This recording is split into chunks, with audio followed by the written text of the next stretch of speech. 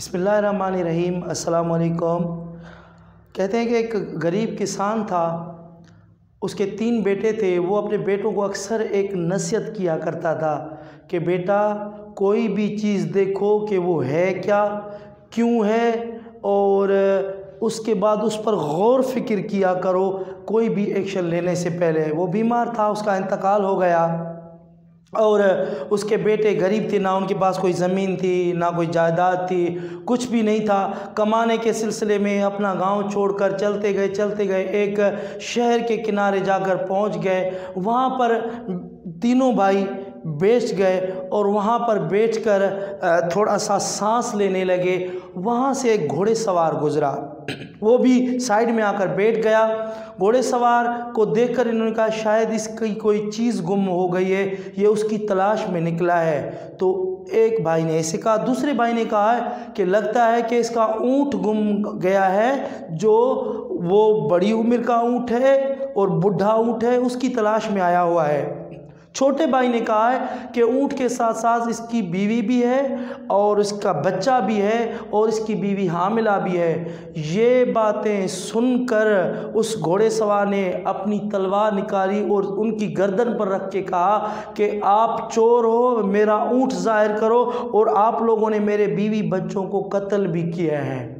ये कहने के बाद उन्होंने कहा कि भाई ऐसा कोई बात नहीं है, कि वो गर्दन तलवार के ज़ोर पर इनको बादशाह की दरबार में लेके गया। बादशाह को पूरा माजरा बताया तो बादशाह ने कहा कि अगर ऐसा है तो फिर आपको सज़ा दी जाएगी। तो उन तीनों भाइयों ने कहा बादशाह सलामत, ऐसी कोई बात नहीं है, बचपन से हमारे अब्बा हमें नसीहत करते थे, हम किसी भी चीज़ को देखते थे तो गौर से देखते थे, वो क्या है, क्यों है और कैसे है, फिर हम कोई फ़ैसला लेते थे। अगर आप चाहे तो हमारा इम्तिहान ले सकते हैं। तो बादशाह ने उनका इम्तिहान लेने के लिए अपने एक वज़ीर को बाहर भेजा और वो वज़ीर बादशाह सलामत के हुक्म पर बाहर गया और बाहर से एक संदूक लेके आए। संदूक आके बादशाह सलामत के सामने रखा। बादशाह ने तीनों भाइयों को कहा कि बताओ कि इस संदूक के अंदर क्या है। तो बड़े भाई ने कहा कि पहली बात तो ये संदूक इतनी भारी नहीं है, इसके अंदर कोई गोल टाइप की चीज़ है, कोई बाल टाइप की चीज़ है। दूसरे भाई ने कहा कि इसके अंदर अनार है, और तीसरे भाई ने कहा कि अनार भी है लेकिन वो कच्चा है। जब खोल कर देखा गया तो उस संदूक के अंदर से वाकई देखा कि अनार निकला, वो भी कच्चा। तो बादशाह सलामत हैरान हो गया और उस शख्स को कहा कि तुम्हारे बीवी बच्चों को इन्होंने अगवा नहीं किया, कहीं और जाकर ढूंढो।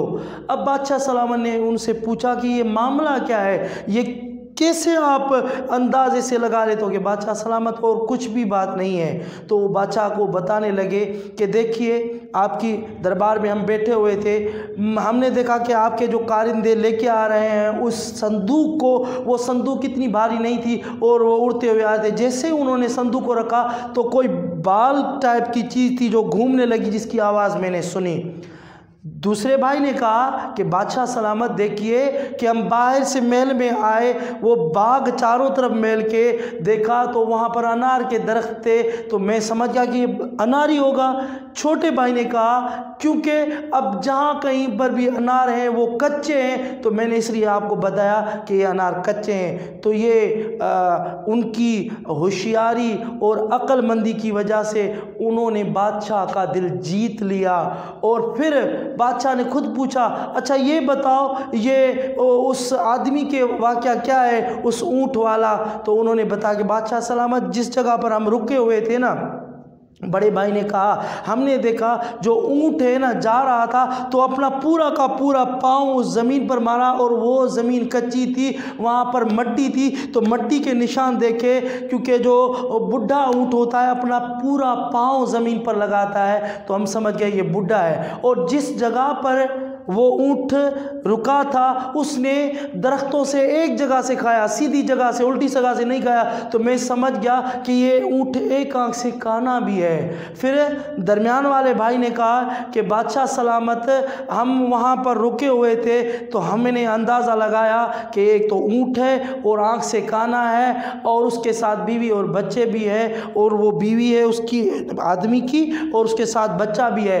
तो छोटे भाई ने कहा कि आप लोगों ने कैसे मालूम किया कि उसके साथ ऊँट के साथ एक औरत भी है और उसके साथ बच्चा भी है? कि जिस जगह पर बैठे थे हमने देखा कि एक औरत के पाँव के निशान भी थे और बच्चे के भी निशान थे। और छोटे भाई ने तो कमाल कर दिया, कहने लगा कि वो औरत हामिला थी। क्यों? कि जब वो उठने लगी थी तो अपने हाथ की जो हथेली है वो दोनों ज़मीन पर लगा ली थी, क्योंकि वो प्रेग्नेंट थी, वो हामिला थी। इस वजह से वज़न को उठाने के लिए उसने अपने हाथों का इस्तेमाल किया था।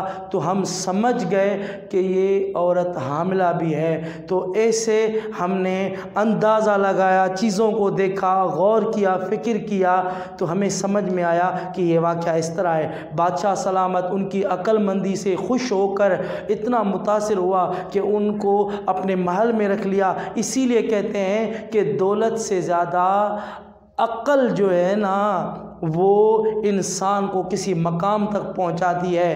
तो इस कहानी का मोरल यही है कि आपके सामने भी कभी भी कोई चीज़ हो तो उसके बारे में देखें कि क्या है, क्यों है, कैसे है, फिर ही अपना फ़ैसला लिया करें, देखा करें, सोचा करें। बहुत शुक्रिया।